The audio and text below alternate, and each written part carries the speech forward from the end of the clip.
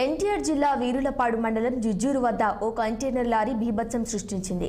రంగపురంలో ఉన్న విశాఖ రేకుల ఫ్యాక్టరీలో ఫైబర్ దిగుమతి చేసి వస్తుండగా ప్రమాదం చోటు చేసుకుంది. జుజ్జూరు వద్దకు రావడంతో కంటైనర్ లారీ అదుపు తప్పి ఒక్కసారిగా రోడ్డు పక్క నుంచి వెళ్తున్న 3 గేదెలపైకి దూసుకువెళ్లింది. అంతటితో ఆగకుండా ఓ ఆటోతో పాటు మరో 2 వ్యక్తులను ఢీకొట్టింది. ఈ ఘటనలో 3 పాడి గేదెలు మృతి చెందగా 2 వ్యక్తులకు తీవ్ర గాయాలయ్యాయి. అటు ఆటో కూడా పూర్తిగా ధ్వంసమైంది. ఇక కంటైనర్ డ్రైవర్ మద్యం ఉండటం వల్లే ఈ బీభత్సం సృష్టించినట్టుగా స్థానికులు చెబుతున్నారు. ఘటనపై కేసు నమోదు చేసుకున్న పోలీసులు దర్యాప్తు చేపట్టారు.